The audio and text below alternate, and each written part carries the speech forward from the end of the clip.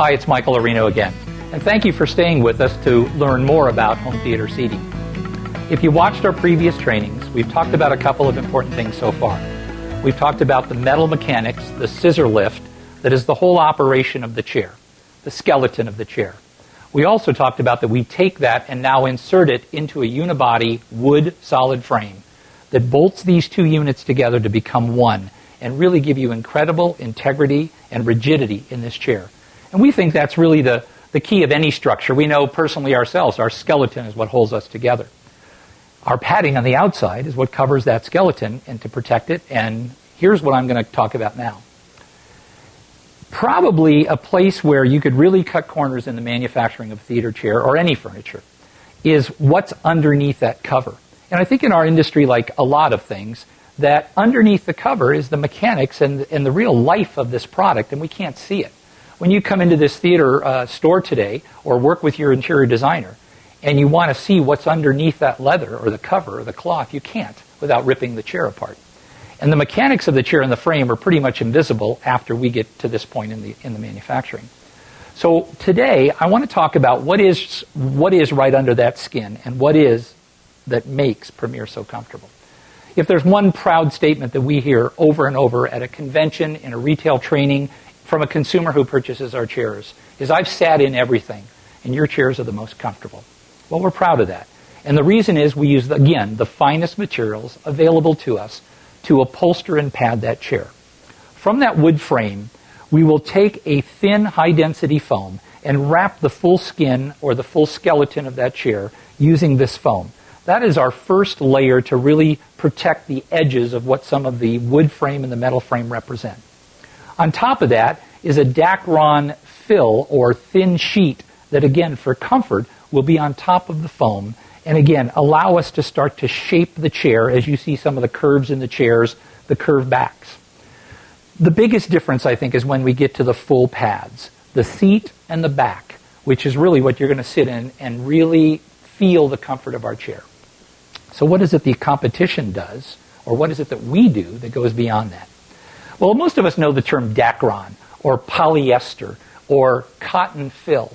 If we've owned bad furniture or we were a kid and we tore something apart, a pillow, we know that it just comes out as wads of this filler or cotton. It kind of looks like fiberglass insulation, but it's a Dacron man-made material.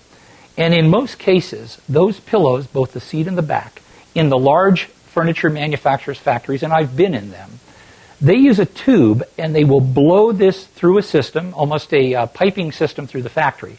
They'll comb and blow air into the Dacron, and they'll take that sewn pillow and they'll blow that into that pillow.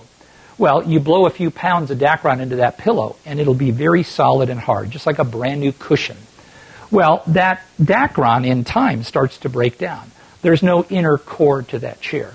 The seat cushions are either made of a single piece of inexpensive low-density foam, and the backs are all blown in polyester. I think all of us would attest to buying a bargain, bad piece of furniture. And it isn't long before we're sitting down in a hole or we're feeling the frame in our back. Here's what we've done. We've recognized that sitting in a chair, and again, over years and years and years, since this is a lifetime investment as far as I'm concerned, these foam block seats and backs have to have solid rigidity. Our seat cushions, and you'll be able to see that here at the website and on this disc, we layer the seat. It is not one block of inexpensive foam. It is 3 layers of different density foam. The main seat cushion itself is what we call a fire-retardant, high-density foam. On top of that, we have glued on a second layer of memory foam, something you've probably heard of in advertising, some of the commercials you've seen where a hand is impressed in the foam and the handprint stays in the foam. Again, built for comfort, built to take on your shape as you sit in that chair. On top of that, we've added another thin layer of comfort foam, and we've crowned the cushion, meaning we've shaped it to be kind of raised in the center. Why? Because in time, as you sit in that chair, over years, the foam will start to relax slightly. Not a lot, but just enough that will start with a crown, so over the years, as it does relax, it will be flat instead of hollow. And we've all sat in chairs where we're sitting down in a hole and we start to feel the mechanism. So that keeps that from happening. And the memory foam absolutely keeps that solid shape. We wrap the entire cushion in a thin layer of Dacron. Now that is slid into one of our seat cushions. This is a boxed foam cushion, we call it. And there's different shapes and styles that we use. The back's the same way. Instead of just blowing polyester in the different layers of the back, we start with a foam core, depending on the shape. If it's a head pillow or has a lumbar pillow, we put a wrap of Dacron around it, and then we even take our large back pillows and we cross-sew them so the foam and the Dacron will stay up. Obviously, gravity is going to pull on the back of these chairs, and we've all seen a chair that is sagging in the back. Look into your furniture at people's houses, your house, old furniture that you've owned, and you've seen the collapse of basically the guts of the chair is starting to fail. I have chairs in the field today that are 10 years old. Some of the chairs we bring to our shows and our convention, and maybe the chairs you're sitting in right here in this dealer's display, have been on display for many years. They look brand new. That's the guarantee, and that's the construction of what we use in this foam. The arms themselves are very solid. You'll never be able to feel any of the edges of the frame. Inexpensive chairs, the moment you put your arm on it, you're going to feel the frame itself. We've made sure that all the sides, all the arms, everywhere where you're touching this chair are solidly wrapped in product and foam that really give you comfort. And the other thing that's key here that I didn't mention is the geometry of the chair.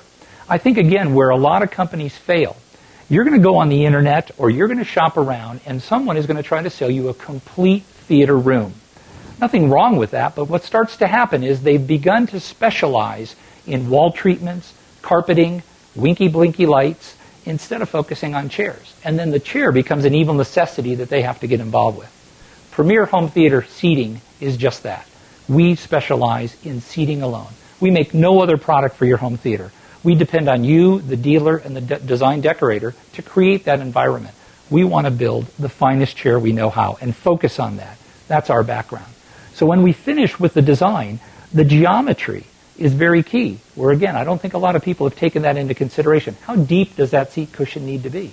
How wide is that chair to be comfortable? How tall is that back? Where is that lumbar support? Where are those seams on your back that you would or would not feel them?